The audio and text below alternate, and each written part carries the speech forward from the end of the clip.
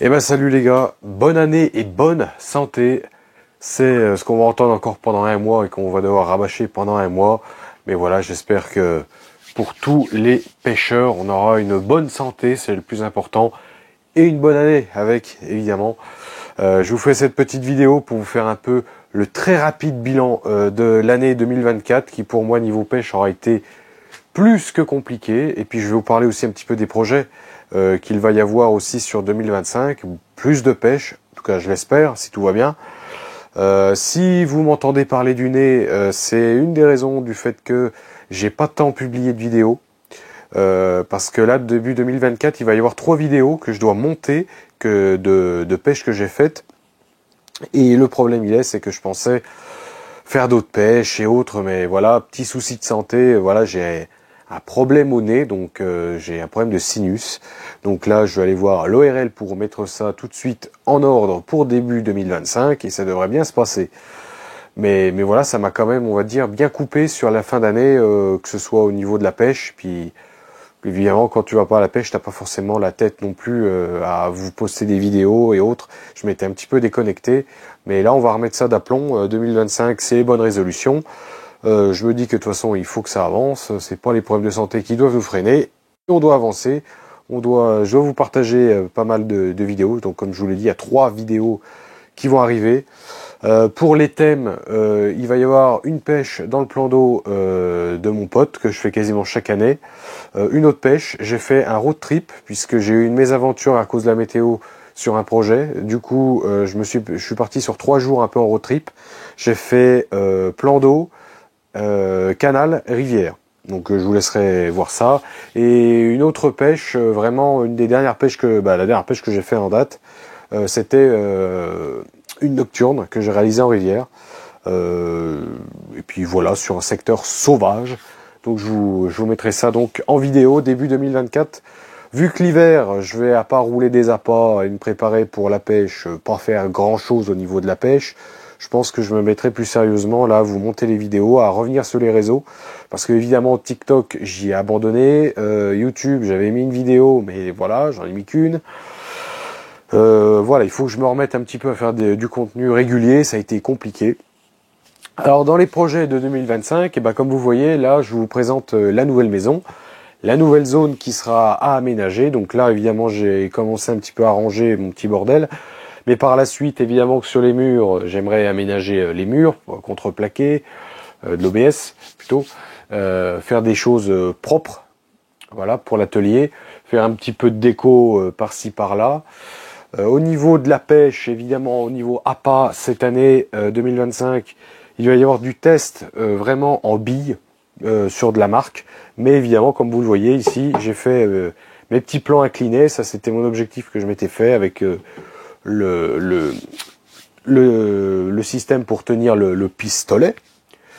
Et puis voilà, tout automatisé. J'ai mes petites cuves pour mettre mes farines. Enfin voilà, tout a été aménagé en sorte pour être le plus autonome par la suite.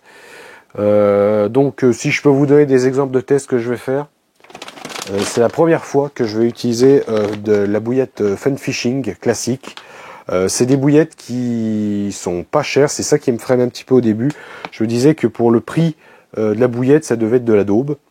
Bon, apparemment, ça prend du poisson et c'est pas mal du tout. Donc là, j'ai pris la chaîne Vie Cacahuète. Donc on verra. Je pense que celle-là, je vais plus l'utiliser peut-être en plan d'eau. J'en sais rien trop. J'ai pas encore forcément fixé de. J'ai pas forcément regardé actuellement Qu'est-ce qui serait plus intéressant pour tel type de plan d'eau? Parce que ça aussi, c'est une réflexion que je veux beaucoup me baser cette année. C'est que ça fait depuis quelques années que je réfléchis que certains appâts fonctionnent mieux selon certains milieux. J'ai remarqué que les bouillets de carnet fonctionnaient énormément en rivière. Ça, c'est quelque chose qui marche fortement. Peut-être du fait dans les zones sauvages qu'il y a plus de nourriture naturelle de base carnée pour les poissons. Il va y avoir aussi, donc du coup, par rapport à cette réflexion, peut-être que je vous ferai une recette de bouillette, mais alors très franchement, au niveau des recettes de bouillette, j'ai fait la Reine Mango, hein, comme vous le savez.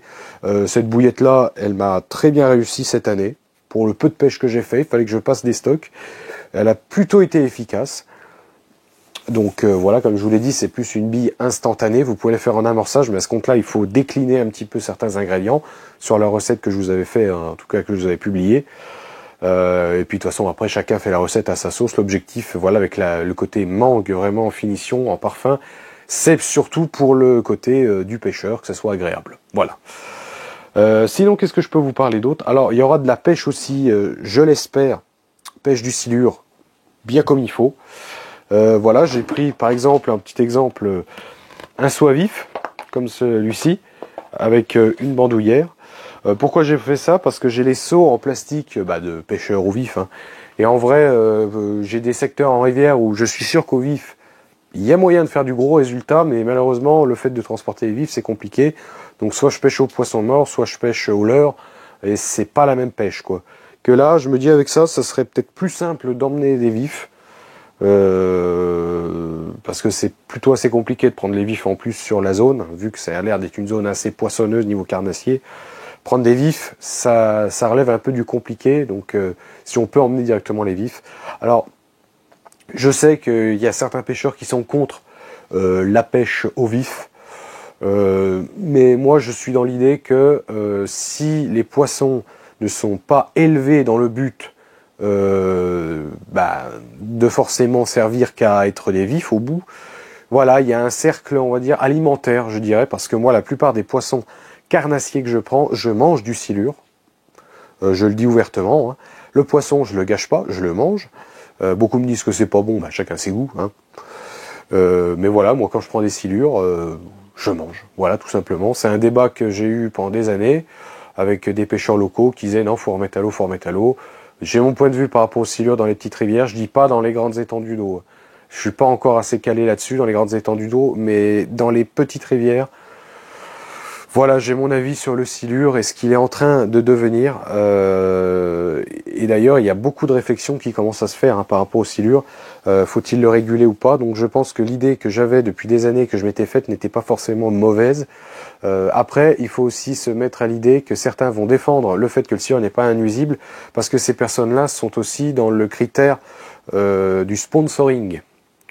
Ça va aussi faire débat, peut-être ce que je suis en train de vous dire, mais il y a certaines personnes qui, tout simplement, parce qu'ils ont des marques qui vendent des produits pour silure, ne vous diront jamais que ce sont des nuisibles, pour la simple et bonne raison que aussi la pêche de nuit, par exemple, est actuellement en réflexion dans certains départements, parce que certaines fédérations se rendent compte que le silure envahit, et que la nuit, il est plus simple de prendre du silure. Donc est-ce que ça serait pas un moyen, justement, de réguler l'espèce en acceptant que certains pêcheurs puissent pêcher de nuit? Alors, ça fait débat, parce qu'évidemment, il y a certains qui vont pêcher au vif la nuit, qui peuvent prendre des cendres et autres. Mais voilà, c'est comme dans tout, hein. Il y a des pêcheurs de carpes qui vont pêcher dans des zones hors secteur de nuit, il y a des carpistes qui ne remettent pas du tout à l'eau, qui prennent les poissons pour les mettre dans des étangs. Voilà, il y a toujours de la fraude. Il y a toujours un pourcentage qui, en fait, va frauder. Mais bon, ça, c'est pas le thème de la vidéo. C'est une nouvelle année qui arrive, une année positive. Voilà, où niveau présentation matos, je sais que j'avais des présentations à vous faire, mais bon, l'année 2024 a été compliquée. Après, depuis le temps que je devais les faire, est-ce que ça vaut le coup que vraiment je les refasse encore? Je sais pas. Après, voilà, je sais qu'il y avait l'histoire du bateau amorceur, AliExpress. Ça, j'ai abandonné pour la simple et bonne raison que j'ai remarqué que la mode est passée tout simplement de ce bateau. Les gens qui en étaient très satisfaits, au final, au bout d'un moment, sont passés à d'autres étapes et autres. Et donc du coup, faire une vidéo avec les manipulations et tout du bateau, bon, je vois plus forcément l'intérêt. Le but, c'est que j'ai un maximum de personnes qui sont dans le besoin. Et là, je me rends compte qu'au final, il y a de moins en moins de personnes qui utilisent ces bateaux-là, qui passent sur d'autres modèles qui sont plus chers, plus sophistiqués. Moi, je sais que voilà, mon petit bateau AliExpress, il fait le taf pour la simple et bonne raison que j'ai pas envie de me faire chier à prendre une autre technologie supérieure ou avec sonar et tout. Alors, dans les projets 2025, il y a le projet 2024 que je voulais mettre en place en Loire, qui n'a pas été du tout d'actualité, puisque de toute façon on a eu des crues sans cesse. Mais voilà, je suis plutôt confiant de me dire qu'après une année aussi pluvieuse que l'on a eu là, je me dis c'est pas possible qu'on ait plus d'eau. Enfin, on peut, hein, on ne veut jamais dire jamais. Mais je me dis que 2025 devrait être une année un petit peu plus sèche. Il y aura de la flotte, je pense, mais plus d'un coup. On aura de la flotte d'un coup, mais pas régulière. Parce qu'on a une année, nous, donc là je parle de la Saône-et-Loire, on a eu une année mais pourrie. La rivière, je l'ai pêchée, en gros elle a dû être pêchable peut-être 2 mois dans l'année vers chez moi. Donc après il faut chercher les zones un peu reculées et autres, hein.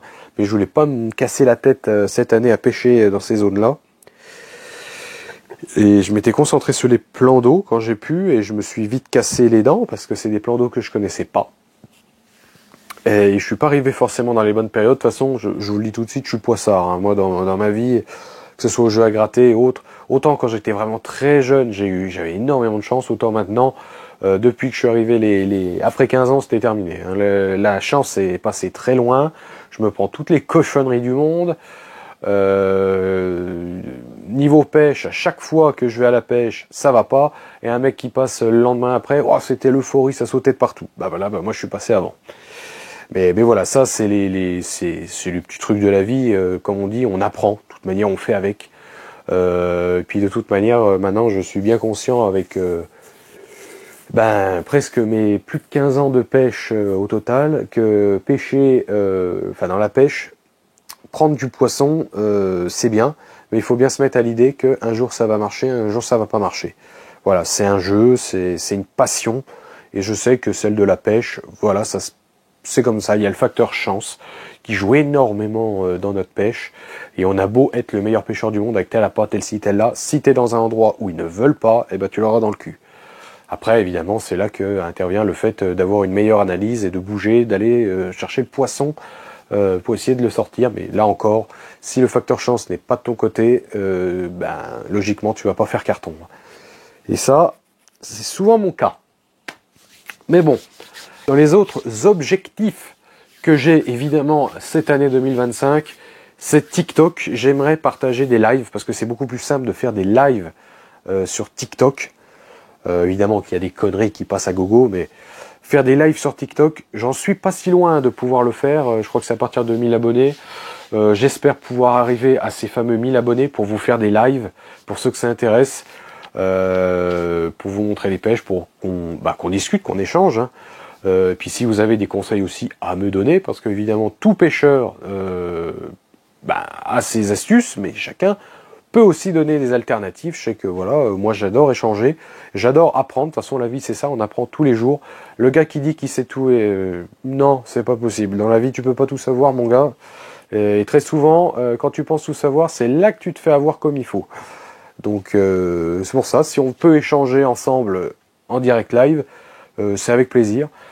Après, je vais partir aussi sur les pages Facebook et Instagram, qui sont très délaissés, hein. Je sais que c'est des choses que j'ai mis vraiment de côté. Je sais que sur ma page Facebook, j'ai des amis à moi qui me suivent, mais après, j'ai pas plus d'abonnés qui sont sur la page Facebook, et pas tout le monde n'a Facebook et s'intéresse à Facebook. Mais je vais essayer aussi de faire un petit peu plus de la photo de pêche, parce qu'en fait, ça m'a bien plu. Au départ, je voyais pas l'intérêt de faire des photos, et au final, capturer certains moments, même dans mes vidéos, hein, des fois, j'ai des petits passages où oh, c'est joli en fait. Et j'aimerais justement mettre ça un petit peu en fiche de fond sur ma page Facebook. Donc ça sera aussi un des objectifs de l'année. Là, on est le 1er janvier. Là, de toute manière, moi, je vais partir dans mes périodes roulage, préparation de billes. Et surtout, il faut que là, je roule, hein, parce que j'ai pas mal de produits là qui vont arriver en date de péremption. Donc il va falloir vite rouler, vite les préparer, et puis vite les consommer, même si j'ai du monopropylène glycol. Je préfère quand même, quand les produits commencent à arriver en date de péremption, me dire que même eux, même en bouillette, même cuit. Je préfère voilà les utiliser rapidement pour éviter d'avoir des produits pourris, même si pourri c'est un terme très simple. Nous, en tant qu'humains, c'est plus simple de dire que les choses sont plus bonnes avec une date, alors qu'en vrai, elles seraient tout à fait mangeables hein, sur le papier. Mais voilà, bon, maintenant on est précieux, on fait attention à ci, on fait attention à ça. On regarde tous les DLC, alors qu'en fait, on pourrait certains produits les consommer bien plus tard. Enfin, voilà. Et bien sur ce, encore une fois, une bonne année à vous. Prenez soin de votre famille pour peut-être le reste de vacances qui vous reste avant la reprise de 2025. On va bientôt se bouffer une bonne galette et on se retrouve bientôt pour de nouvelles vidéos au bord de l'eau. Bon bah allez, salut les gars, à une prochaine.